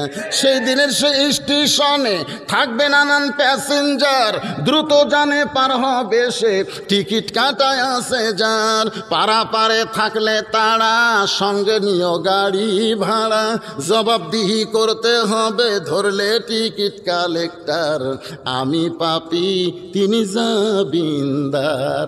এখন মারাত্মক একটা কথা হলো, মনের ঘরে তালা দিয়া, সুবহানাল্লাহ, মনের ঘরে তালা দিয়া চাবি নিয়া আসেন সাই, আমি অধম সাধ্য কি তার হুকুম ছাড়া বাইরে যাই, হুকুম ছাড়া বাইরে যাই। আল্লাহর হুকুম নবীর তরিকা ছাড়া বাইরে যাওয়ার কোনো ক্ষমতা একজন মুসলমানের নাই, জোরে কোন কথা ঠিক কিনা?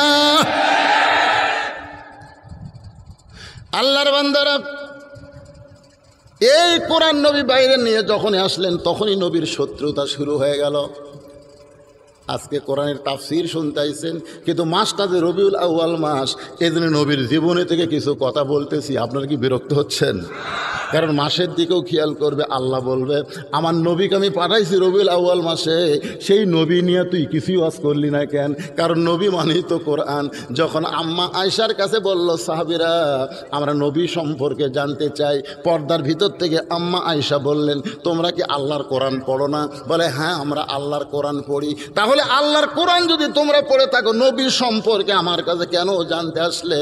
আজকে তোমরা শুনে নাও, আল্লাহর কোরআনও যেমন, আল্লাহর নবী অবিকল তেমন।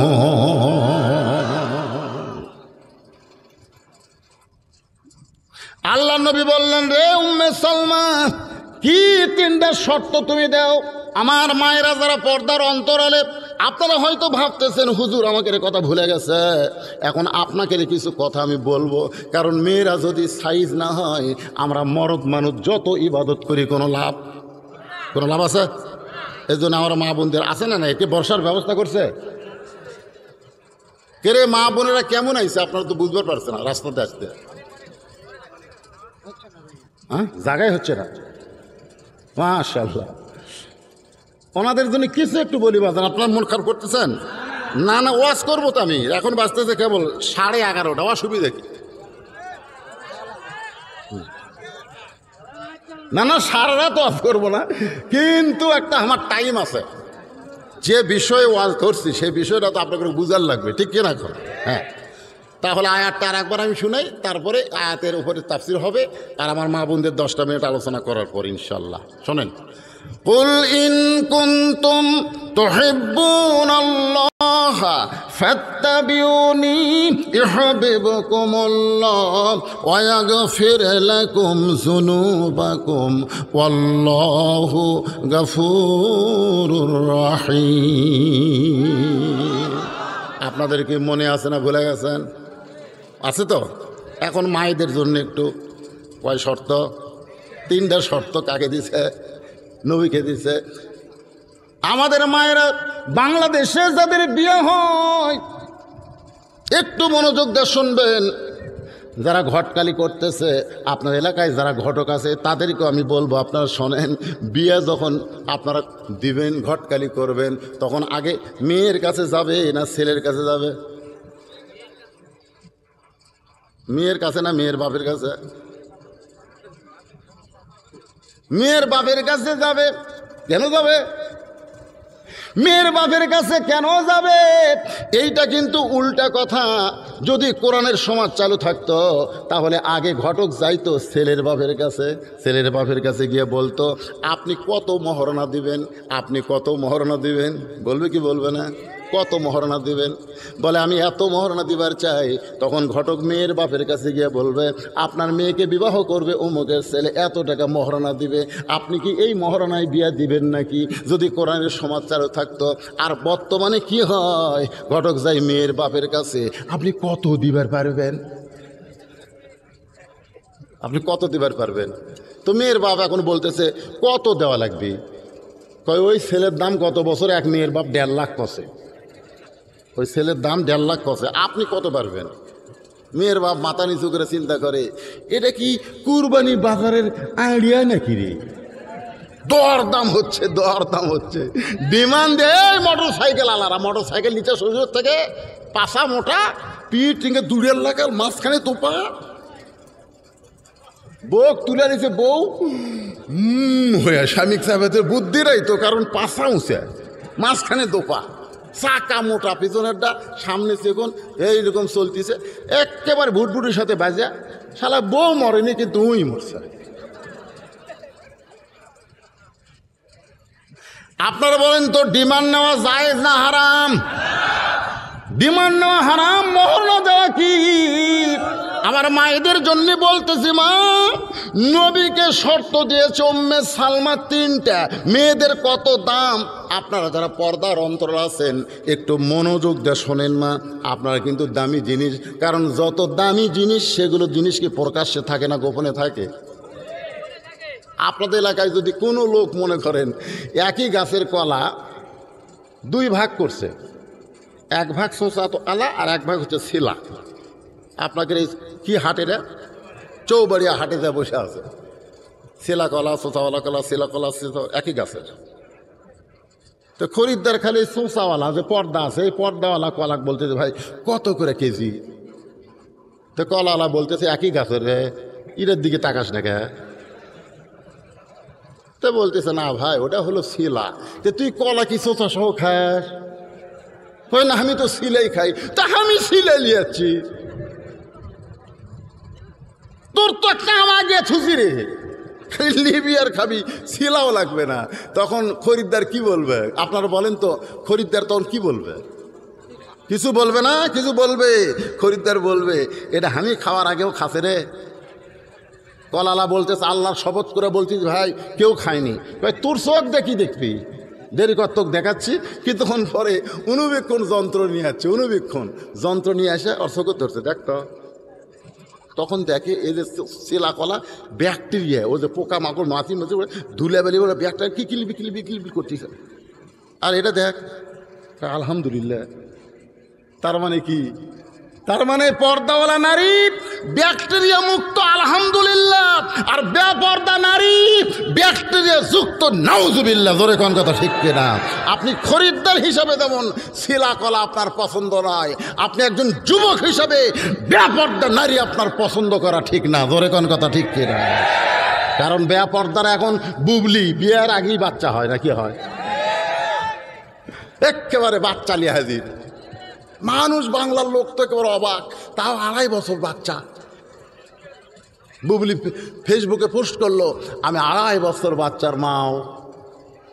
সাংবাদিক শালারা গেল না, যা বলা দরকার যে মামুনুল হক বউলিয়া ঘুরতেছিল, আমরা জিজ্ঞাসা করলাম তোমার বইয়ের কাবিন আছে? হ্যাঁ, একটা আলেম মানুষ বউলিয়া ঘুরতেছে, তাও বলতেছে আল্লাহর শপথ। একে দেখেন, বলতেছে আল্লাহর শপথ, এটা আমার বিয়ে করা বউ। তো এক সাংবাদিক বলতেছে খালি বউ শপথ করলে হবে, কাবিন? এর আলিম বলে তুই বইয়ের কাবিন চাস? আর ওই যে বাচ্চা হাজির করলো স্বামীকে রে, ওই কি মরিয়ম নাকি? ওই কি মরিয়ম? একজনই স্বামী ছাড়া মা হয়েছে, সেটা হচ্ছে মরিয়ম। জোরে কোন কথা ঠিক কিনা? তো বুবলি কি মরিয়ম?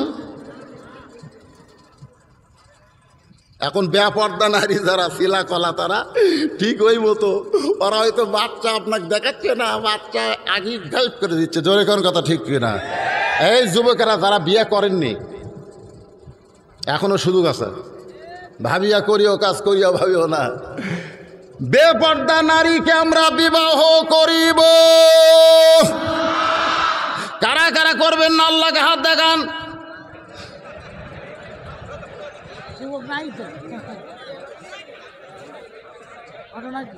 কেরে যুবক, সবই যুবক দেখা যাচ্ছে। আচ্ছা ঠিক আছে, এইভাবে বললে হবে না। আপনারা কারা কারা বিয়ে করেননি তারা হাত তোলেন তো দেখি, যারা যারা বিয়ে করেননি। মাশাআল্লাহ, হাত নামান। এইবারে বোঝা গেল। তো যখন বাবা ভালো জিনিস খান, বাবা শিলা খায়েন না বাজান, আপনি শিলা খান দে। শিলা যদি লাগে আপনি ছিলেন, মানুষ শিলা থসে আগে থেকে, সেটা খাবেন কেন? আল্লাহর মা বোনে আব্বান্দিরা শোনেন, একটু মনোযোগ দিয়ে। গভীর রাত্রে হযরত আলী ফাতেমাকে কবর দিল। গভীর রাত্রে কবর দিয়া আল্লাহকে বলতেছে, আল্লাহ আমি আলী ফাতেমার প্রতি খুশি হয়ে গেছি, তুমি আল্লাহ ফাতেমার প্রতি খুশি হয়ে যাও। এই দোয়াটা করে তাকায় দেখে সামনে কয়েকটা পুরাতন কবর দেখা যায়, সামনে কয়েকটা পুরাতন কবর দেখা যায়। আলী চিৎকার করে বলে, এইমাত্র ফাতেমার কবর দিলাম, সেই নতুন কবর গেল কোন জায়গায়? কে যেন গায়েব থেকে বলতেছে, আলী ফাতেমা পর্দা নিশি, আমি আল্লাহ জোহরা ডিগ্রি দিয়া ফাতেমার কবরকেও কিয়ামত পর্যন্ত পর্দা করেছি। কারণ ফাতেমা সাধারণ কোনো নারী না, খাতুনে জান্নাত।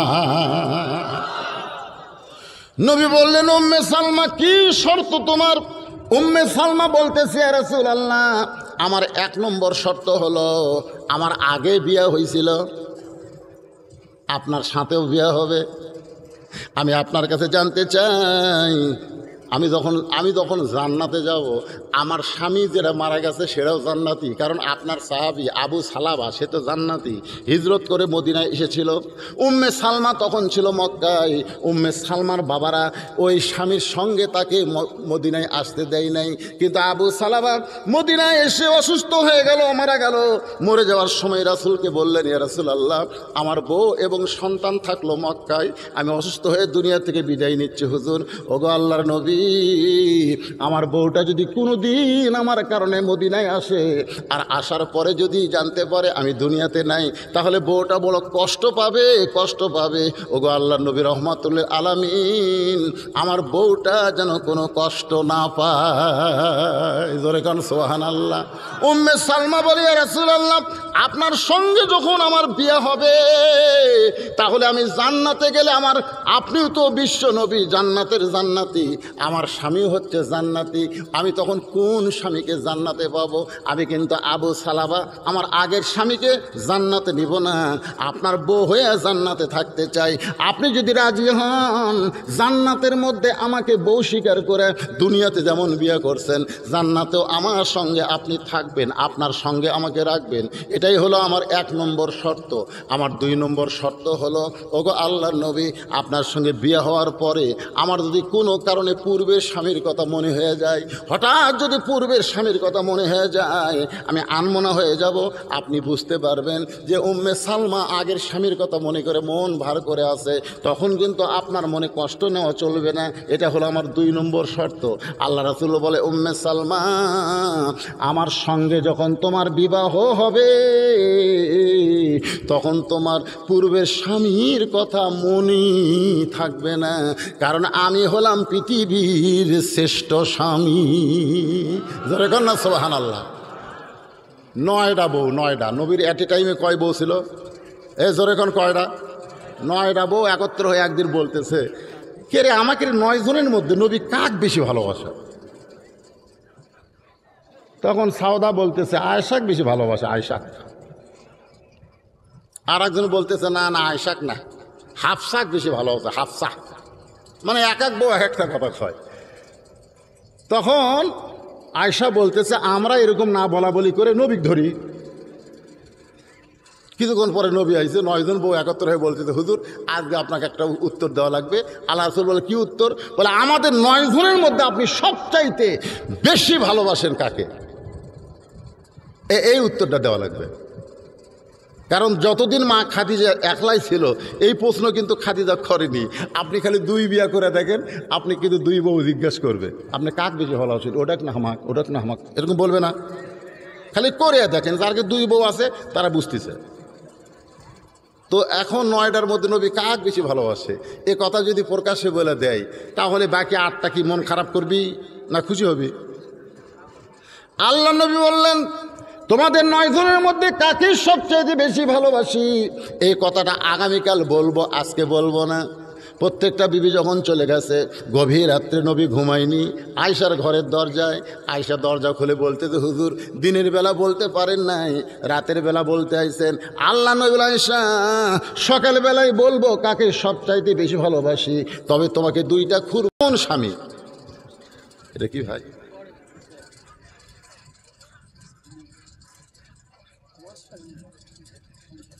আচ্ছা আচ্ছা, না না, ওয়াজ বন্ধ করবার করছে না। অনেকে আর মনে করছে স্লিপ দিয়েছে, মনে হয় কিছু হচ্ছে, কিছু না। তাহলে আল্লাহর নবী 9টা বিবিরে খুশি করছে, আমরা 2টা কি খুশি করবার পারি না? রাসূল বললেন, রে উম্মে সালমা, তুমি অন্য স্বামীর কথা, আগের স্বামীর কথা তোমার মনই হবে না। এখন বলে 3য় শর্ত কি? উম্মে সালমা বলতেছে, ইয়া রাসূলুল্লাহ, আগের ঘরের একটা সন্তান আমার আছে, আমাকে যদি আপনি বিয়ে করেন তাহলে আমার সন্তানের দায়িত্ব আপনাকে নেওয়া লাগবে। রাসূল বললেন, আমি হলাম এতিম, তোমার সন্তান হলো এতিম, আমি তোমার সন্তানকে অবশ্যই আমার সন্তানের মর্যাদা দিব। উম্মে সালমা বললেন, আমার আর কোনো আপত্তি নাই। লিল্লাহে তাকবীর। আয়েশা বলতেছে, রে মেয়েরা, তোমরা নবীর সম্পর্কে জানতে এসেছো। আমার স্বামীকে আমি দেখেছি 9 বছরে, নবী দেখেছি মাত্র 3 বার। ধরে কোন কয়বার? এখন তোমরা কি শুনবা? আমার স্বামী সম্পর্কে শুনবা না নবীর সম্পর্কে শুনবা? কারণ স্বামী সম্পর্কে বলতে গেলে বহু সময় লাগবে, 9 বছর। ধরে কোন কয় বছর? আর নবী দেখছি মাত্র 9 বছরে 3 বার। তাহলে তোমরা কোনটা শুনবা? সমস্ত মেয়েরা বলতেছে, এতদিন তো আমরা জানি আপনার নবী, আপনার স্বামী তো নবী, এতদিন আমরা কি জানি বেড়া থেকে? এ কথা কয় না।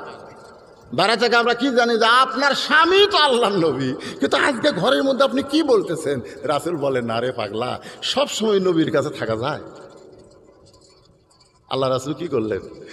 যেই মাত্র মা আয়েশা ঘরের মধ্যে ঢুকছে, বুঝলেন, ঢোকার সাথে সাথেই দরজা বন্ধ করে দিচ্ছে। তা আয়েশা তো থরথর করে কাঁপতিছে। তা আল্লাহ রাসূল বলে, আয়েশা কাঁপো কেন? বলে, আপনার জুতার পরশে আল্লাহর আরশ ধন্য হয়ে গেছে। সুবহানাল্লাহ কবেন না? লাইলাতুল মিরাজ, আপনি আল্লাহর সঙ্গে মিরাজ করেছেন, আপনি আল্লাহর নবী। হুজুর ঘরের মধ্যে ঢুকছি, ভয়ে আমার ভিতরে থরথর করে কাঁপতেছে, না জানি কোনো বেয়াদবি হয়। আল্লাহ রাসূল বলে, আয়েশা, আমি দরজা জানলা বন্ধ করলাম কেন তুমি জানো?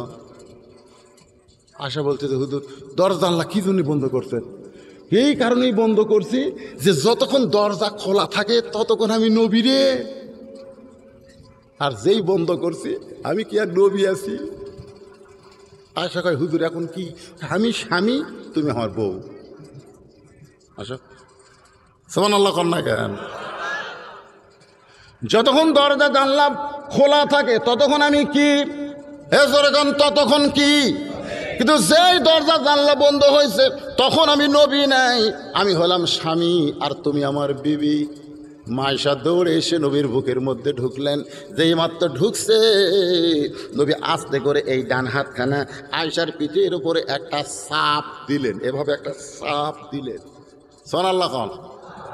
আসলে আপনারা ওয়াজ করে যখন বাড়ি যাবেন না, বউ যখন দরজা খুলে দিবি, এই যারা বিয়ে করতেন তারা শোনেন, যারা বিয়ে করেননি তারকে এখন এটা শোনার দরকার নাই। বউ যেই দরজা খুলে দিবি আপনি সালাম দিয়ে বুকের মধ্যে নিয়ে এই ডান হাত দিয়ে পিঠের উপরে একটা চাপ দিবেন। বউ বলবে আজকে ওয়াজ ছাটিছে রে, আজকে কোন হুজুর ওয়াজ করছে রে, ই তো বাড়ির মধ্যে ঢোকে আস্তে আস্তে সিগারেট খায় মুখের দুর্গন্ধ দিয়ে সালাম কালাম জীবনেও ধরে না, আজকে বুকের মধ্যে চাপে দিল। সুবহানাল্লাহ কন্যা খায়। যেই মাত্র নবী আয়েশাকে বুকের মধ্যে চাইপা ধরেছে এমন সময় আল্লাহ বলে জিবরাইল আর দেরি করো না, নবীর কাছে আল্লাহর কোরআন নিয়ে হাজির হও। ফেরেশতা জিবরাইল বলে আল্লাহ আমি 24,000 বার তোমার কোরআন নিয়ে নবীর কাছে, জোরে কোন সুবহানাল্লাহ। 23 বছরে 24,000, জোরে কোন কয় হাজার? কিন্তু এইরকম করে তো বলেন নাই তাড়াতাড়ি নবীর কাছে কোরআনের আয়াত নিয়ে কেন যাইতে হবে? আল্লাহ ডাক দেয়া বলে জিবরাইল আমার নবী ঘরের মধ্যে এমন আমল করতেছে, এমন আমল করতেছে যে আমলের কারণে আল্লাহর আরশ পর্যন্ত খুশি হয়ে গেছে। নবী ঘরের মধ্যে কি আমল করতেছে? কোরআন শরীফ পড়তেছে, জিকির করতেছে, নামাজ পড়তেছে, বুক চাপে ধরাছে। এই আমলটা আল্লাহর এত খুশি, আল্লাহ জিবরাইল কয় যা তাড়াতাড়ি কোরআনের আয়াত নবীর ওপর নাজিল কর যা। সুবহানাল্লাহ দেখে তো ফেরেশতা জিবরাইল এসে তো ঘরের মধ্যে ঢুকতে পারে না, বাইরে থেকে সালাম দেয়, আসসালামু আলাইকা ইয়া রাসূলুল্লাহ। মা আয়েশা তখন নবীর বুকের মধ্যে, নবী চমকে উঠছে। আয়েশা কয় হুজুর চমকে উঠলেন কেন? বলে ফেরেশতা জিবরাইল সালাম দিল। আয়েশা কয় এটা একটা আল্লাহর কাম হলো, আপনি যখন আমাকে বুকের মধ্যে চাপে ধরে আছেন আর এই সময় ফেরেশতা জিবরাইল পাঠান লাগবে। আল্লাহ রাসূল আয়েশা জিবরাইল নিজের ইচ্ছায় কোনোদিন আমার কাছে আসে না, যতবার আসে আমার আল্লাহর ইচ্ছায়, জোরে কোন সুবহানাল্লাহ। জিবরাইল কি কারণে তুমি আমারে সালাম দিলে? ফেরেশতা জিবরাইল বলে ইয়া রাসূলুল্লাহ ঘরের মধ্যে কি করতেছেন আমি জানি না, আমার আল্লাহ জানে। তবে আল্লাহ তাআলা খুশি হইয়া আয়াত নাজিল করেছে, হুন্না লিবাসুল লাকুম ওয়া আনতুম লিবাসুল লাহুন্না লিল্লাহি তাকবীর। 9 বছরে স্বামী দেখেছি, নবী দেখেছি মাত্র 3 বার। এখন তোমরা বলো কি শুনবা? মেয়েরা বলতেছে নবী আমরা শুনতে চাই যে 3 বার আপনি কেমনে নবী দেখলেন, সেই কথাটা শুনবার চাই। এখন মেয়েরা শুনবার চায়, আপনারা কি শুনবেন? শুনবেন? মারাত্মক ওয়াজ কিন্তু। কারা কারা শুনবেন আল্লাহকে একটু হাত দেখান তো দেখি। লিল্লাহি তাকবীর।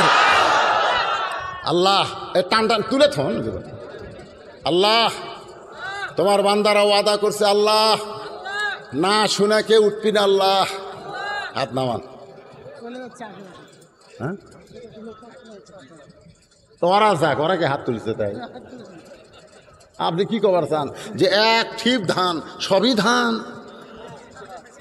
দেখা যাচ্ছে ধান, খালি বাতাস দিয়ে দেখেন, বাতাস দিয়ে দেখেন সব ধান লয় ভাই। ফ্যানের এরকম বাতাস দিয়ে দিছে তখন চিটা পাতানগুলো সব সাইড হচ্ছে, সব সাইড হচ্ছে, আর ধানগুলো উঠি তো চিটা পাতান এখন তো সাইড হবেই। যে হুজুর হাত তুলেছে না জানি কি কয়, ওয়াজ আমি করবো, কোনো জায়গা তো ওয়াজ তুই আমি যাই না, খালি দিলে মাইকালা থাকে আমার ওয়াজ তুলবি। আপনারা গেলেও ওয়াজ বন্ধ হবে না, বুঝছেন। কিন্তু আমাকে যে কাগজটা দিছে এই কাগজটা হলো এই যে হুজুর একটু গামছা রুমাল দিয়া এই যে একটা মাহফিলের খরচ মসজিদের উন্নয়ন করবে, তাই না? এটা মসজিদের মাহফিল না, কিসের মাহফিল? ইসলামী সমাজ কল্যাণ পরিষদের মাহফিল, বিশাল খরচ। এই খরচে আপনারা একটু কোরআনের মহব্বতে অংশগ্রহণ করবেন। এই জন্য একটু রুমাল গামছা যাবে, ব্যাগ যাবে। মধ্য থেকে দান করছে পারুল পারবিন 200 টাকা। আল্লাহ মৃত মায়ের জন্য আল্লাহ আমার কবর জান্নাত বানায় দেন। আর একজন 200 টাকা দান করছে, আল্লাহ দানকে কবুল করেন, আল্লাহুম্মা আমিন। এই এখানে যারা অতিথি ছিল, অতিথি সবাই দিছে? বিজ্ঞাপনে অতিথি আছে নাকি?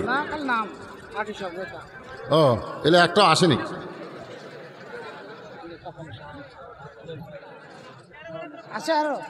এই বিজ্ঞাপনের প্রধান অতিথি কি দিয়ে গেল রে? ঘোষণা করা লাগবে না? সহসভাপতি বৃন্দ, অনেক সহসভাপতি আছে। দেখেন আক্তার নামে একজন মা আমার 1000 টাকা দান করেছে। আল্লাহ মায়ের দানকে আল্লাহ আপনি কবুল করেন, আল্লাহুম্মা আমিন। দেখেন কমিটির লোক নাই, আমার সাহাবী টাকা গুনতিছে রে। কে রে এই কমিটির লোকেরা গেল কোথায়? কি কোথায় গেছে রে? আমি কমিটি হ্যাঁ আরেকজন 170 টাকা দান করছে, আল্লাহ কবুল করেন। আব্দুল মজিদ মাস্টার 12 ঘরিয়া, উনি আছেন? বাবা দান করছেন কি আগে? আচ্ছা আচ্ছা আচ্ছা, তাহলে এগুলো বলার দরকার নাই, এগুলো গোপনে হচ্ছে। বেশি দামি বাসের কিন্তু টিকিট বাসের মধ্যে কাটে না, সব কাউন্টারে কাটা হয়। তো কাউন্টারে কাম সারছে। আর একজন 200 টাকা দান করেছে, আল্লাহ কোরআনের জন্য আল্লাহ দানকে কবুল করেন, আল্লাহুম্মা আমিন। সম্মানিত অতিথিবৃন্দ অনেকের নাম আছে। হ্যাঁ কি সেটা?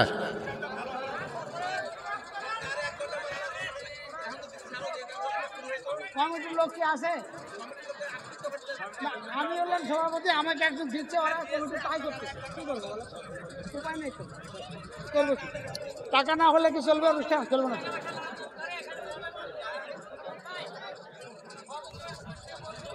করবো কি, করার কিছু নাই। আসলে ব্যতিক্রম কথাগুলো ঠিক, আপনাদের কথা 100% ঠিক। অবশ্যই অবশ্যই, যে সভাপতি মানে কি সবার উপরে, তাই টাকা ধরে ধরে টেনে ছুটছে, আর কমিটির লোক নাই। বাবা কোনো কথা নাই, আমরা দোয়া করব এখানে প্রত্যেক বছর মাহফিল হোক। জোরে কোন আমিন, জোরে কোন আল্লাহুম্মা আমিন। হ্যাঁ আলোচনা তো করতেই রে পাগলারা, আলোচনা হবে। আলোচনা কি বাদ দেবো? তাই বলছি তো আলোচনা করে এখান থেকে চলে যাব না, ওয়াজ করে থেকে গেলে হবে। বাবারা বসেন, যারা গেছে চলে গেছে, অসুবিধা নেই। আবার আসতেছে নাকি?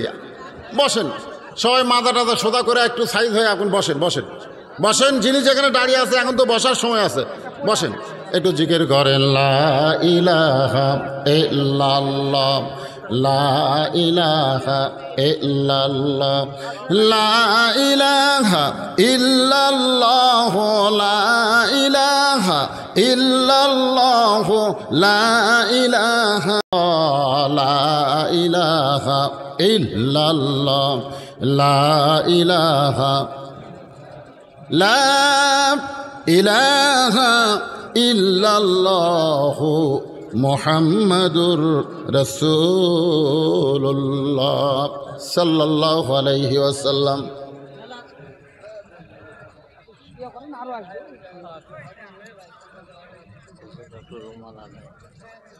ই আবার এতক্ষণ পর ঘুরতে আসলো রে, ই কে বলেছে করছে হুজুর রুমাল আদায়। আমি রুমাল আদায় করতে করতে গলা শুকে ফেলে দিছি। দেখছেন হয়ে গেছে, গলা হয়ে গেছে, তোলা হয়ে গেছে, কিছু লাগে।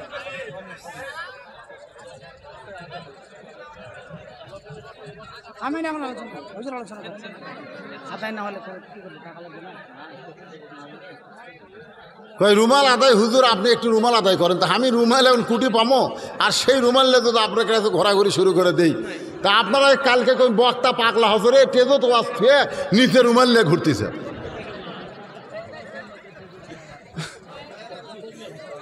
কি কথা? আমি বললাম কে রে ভাই, তোমাকে রুমাল ব্যাগ কোথায়? এখন থেকে 10 মিনিট আগে কইনি, একটা লোক নাই। আর আমার কাছে হুজুর একটু রুমাল দিয়ে আদায় করেন। তা আমি এখন নিচে যাই, কিভাবে আদায় করি কোন? তো হ্যাঁ না, আমি কি ওয়াজ করিনি? না রে বাবা, আপনারা এই কথা বলেন না। আমি 2 ঘন্টা ওয়াজ করার পরে এই স্লিপ কিন্তু আমাকে দিচ্ছে আরও 8 ঘন্টা আগে, আরও 8 ঘন্টা আগে। কিন্তু আমি স্লিপ পাওয়া মাত্রকে আদায় করছি, কারণ আমি জানি যে জনগণ কমপক্ষে 2 ঘন্টা ওয়াজ না শুনলে ওরা যাবে আর কবে আমাদের তৃপ্তি হলো না, এই ভটভটি ভাড়া, এই অটো ভাড়া আমাদের হলো না রে। সেই জন্য 2 ঘন্টা ওয়াজ করে তারপরে একটু বলছি, ভাই রে আপনারা তো সগলি চলেই যাবেন, ওয়াজ শুনে চলে যাবেন, এরা আবার আমার সাথে একটু হাত মিলান লাগবে, বোঝেন না? হাত মিলান লাগবে না? তো এরা যদি কয় হুজুর আপনি আদাটাতে করেননি, ওই ওয়াজ শুনেছেন, ওরকে হাতে চলে যান। তাহলে আগে আসছিল তেল, গত বছর যখন এই মে মাসে আসলাম আপনাকে প্যারিসও, তখন তেল আসছিল 90 টাকা লিটার, আজকে 130 টাকা 35 টাকা লিটার। জানেন আমার গাড়ি আবার পেট্রোল দিয়ে চলে, অকটেন দিয়ে চলে। কি আদায় হচ্ছে তো? হয়নি? হয়নি বাবা? আচ্ছা ঠিক আছে। আয়েশা বলতেছে নিজের চোখে দেখি নবীর পরনে একটা জামা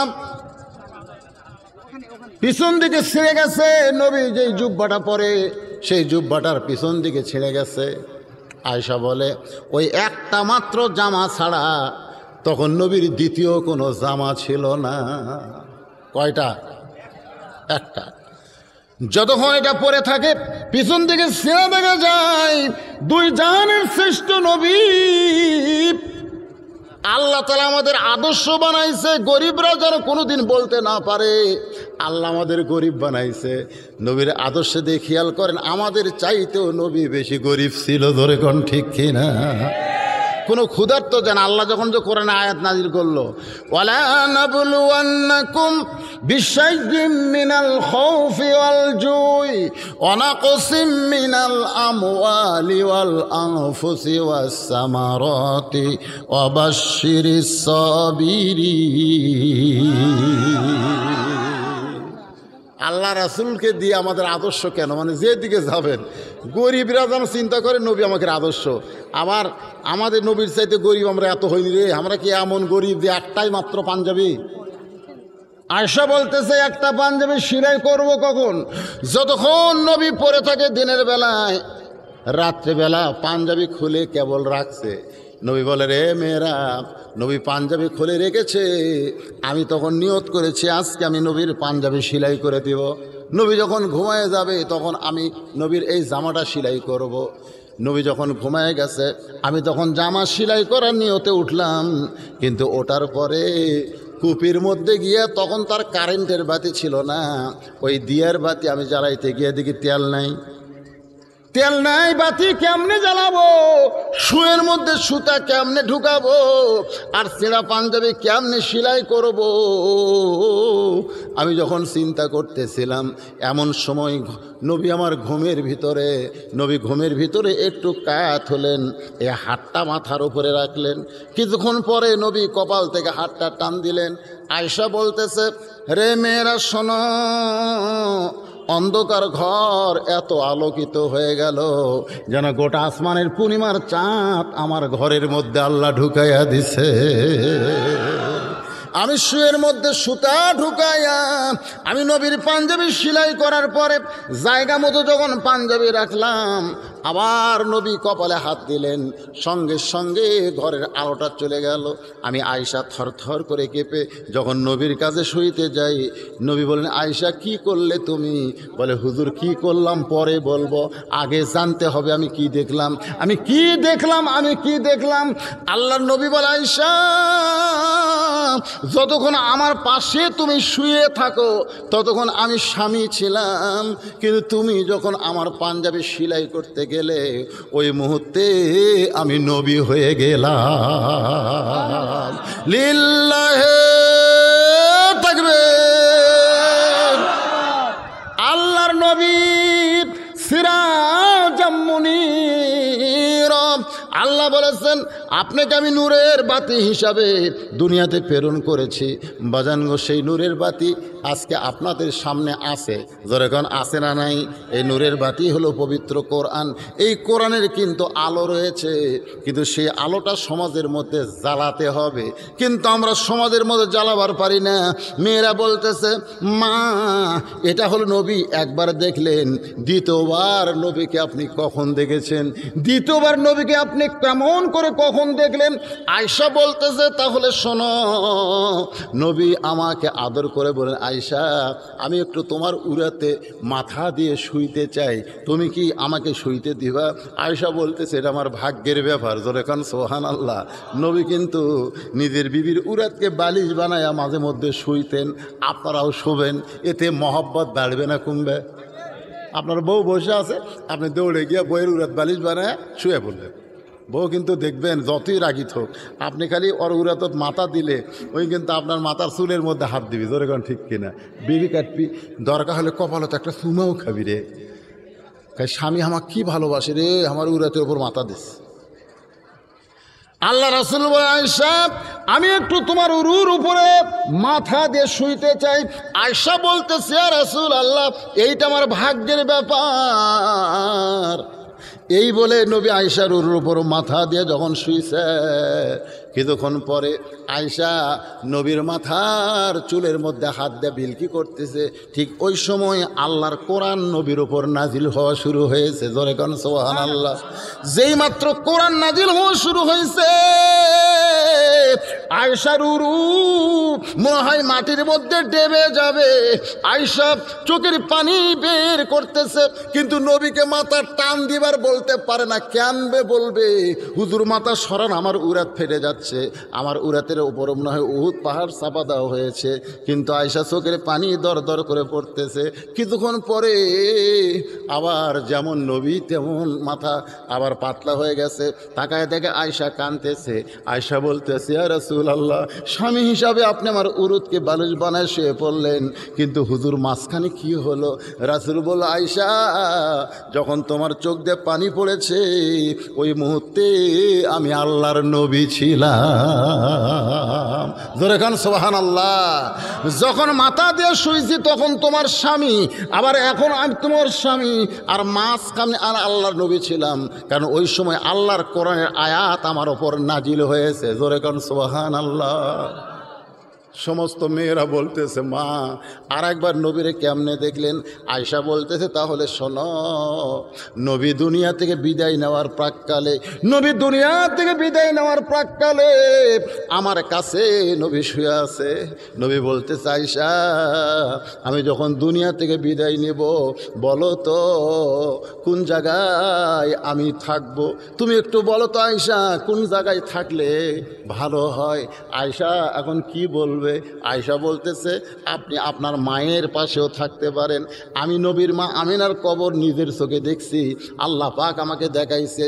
ওই কবরটা মদিনার ভিতরে একটু দূরে বাজান গো আবহাওয়া প্রান্তরে, ওই মা আমিনার কবর। আপনি কি মা আমিনার কবরের পাশে থাকবেন? আপনি ইচ্ছা করলে। খাদিজাতুল কুবরার কবর হচ্ছে মক্কায়, আয়েশার হুজরাখানা হলো মদিনায় মসজিদে নববীতে। বলতেছে আপনার বড় বিবি, কারণ যাকে আপনি সবসময় বলতেন আমার দরদের বিবি। জোরে কান সুবহানাল্লাহ। নবী কিন্তু সবসময় বলতেন আয়েশা আমার বিবি, হাফসা আমার বিবি, আর খাদিজা হলো আমার দরদের বিবি।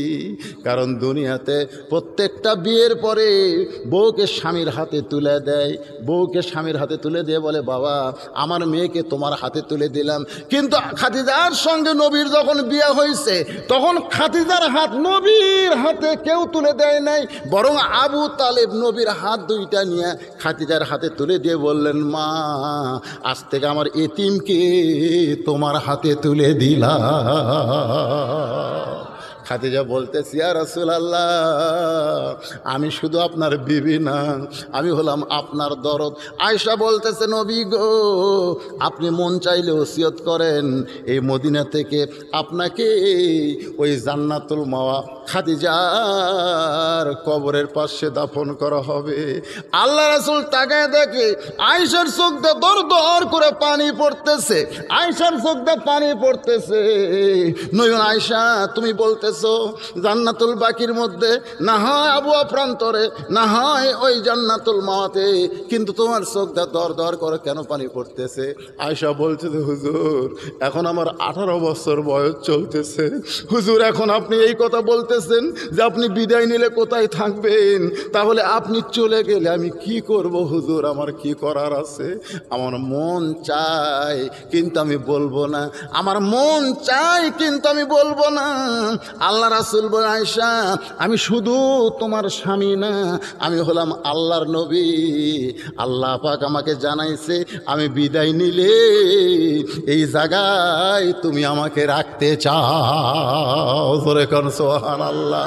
আয়েশা কান্দে বলে রে মেয়েরা শোনো, নবী আমার কাছে স্বামী হিসেবে শুয়েছিল, কিন্তু আমার চোখের পানি থেকে বলতেছে এই মুহূর্তে আল্লাহর নবী আমি বুঝতে পেরেছি আমি বিদায় নেওয়ার পর এই জায়গায় যেখানে তোমার সঙ্গে গল্প করতেছি এই জায়গায় আমাকে রাখতে চাও।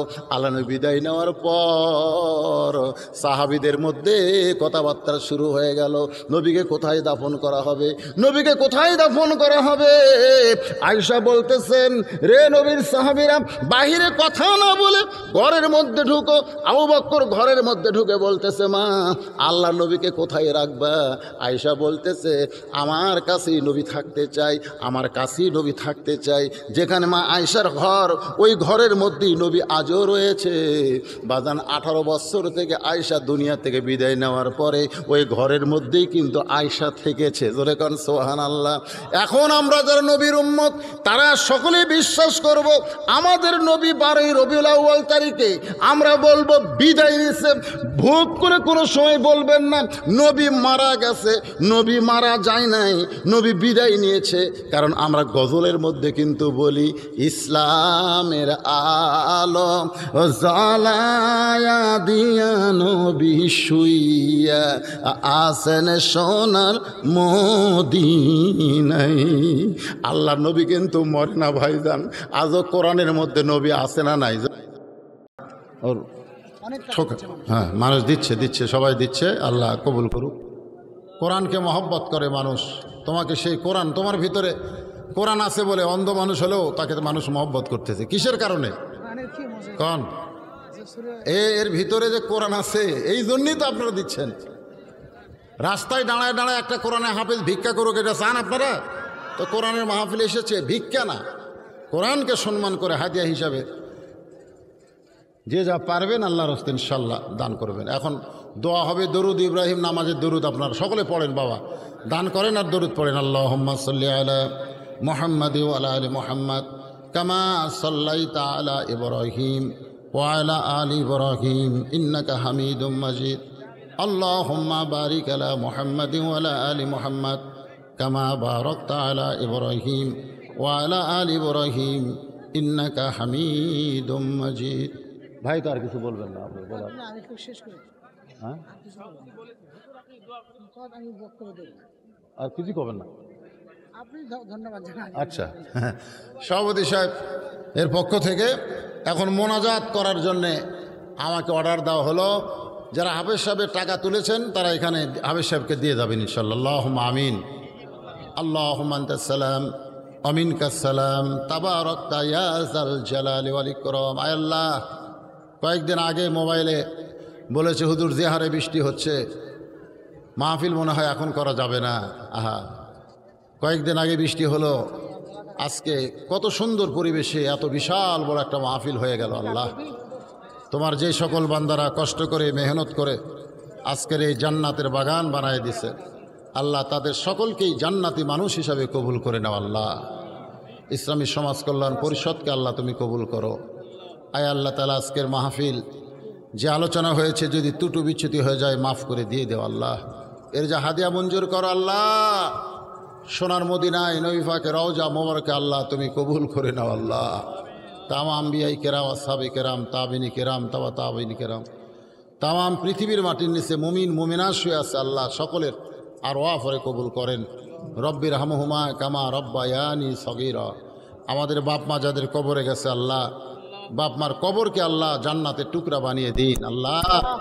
আমাদের দাদা দাদি নানা আত্মীয় স্বজন যাদের জন্য দোয়া করার কেউ নাই দুনিয়াতে আল্লাহ, আমরা তাদের পক্ষ নিয়ে দোয়া করতেছি। আল্লাহ তাদের কবরকে জান্নাতের টুকরা বানিয়ে দিন। আল্লাহ গোটা বিশ্বের মুসলমানকে হেফাজত করেন। আল্লাহ রবিউল আউয়াল চাঁদ নবী এসেছেন, আল্লাহ সেই মাসে আজকের মাহফিল আল্লাহ সম্মানিত সভাপতিকে কবুল করেন, সহসভাপতিদেরকে কবুল করেন। আয় আল্লাহ তাআলা আজকের মাহফিলে প্রধান অতিথি বিশেষ অতিথিদের কবুল করেন, আলেম ওলামাদের কবুল করেন, আল্লাহ মুরব্বীদের কবুল করেন, হাজী সাহেবদের কবুল করেন, যুবকদের কবুল করেন। খাস করে যারা এই মাহফিলের আয়োজন করেছে, আঞ্জাম দিয়েছে, আল্লাহ তাদের সকলকেই জান্নাতি হিসাবে কবুল করে নিন। আল্লাহ পর্দার অন্তরালের মা বোনের আবেদা সালিহা পর্দানসি কবুল করে মা ফাতেমার চরিত্র দান করেন। আল্লাহ মা বোনদের কবুল করেন। আল্লাহ সুবহান রাব্বিকা রাব্বিল ইজ্জাতি আম্মা ইয়াসিফুন ওয়া সালামুন আলাল মুরসালিন আলহামদুলিল্লাহি রাব্বিল আলামিন ওয়াজাল আখিরা কালামিনা ইনদাল মাউতি লা ইলাহা ইল্লাল্লাহু মুহাম্মাদুর রাসূলুল্লাহ সাল্লাল্লাহু আলাইহি সাল্লাম বিরহমাতিকা ইয়া আরহামার রাহিমিন।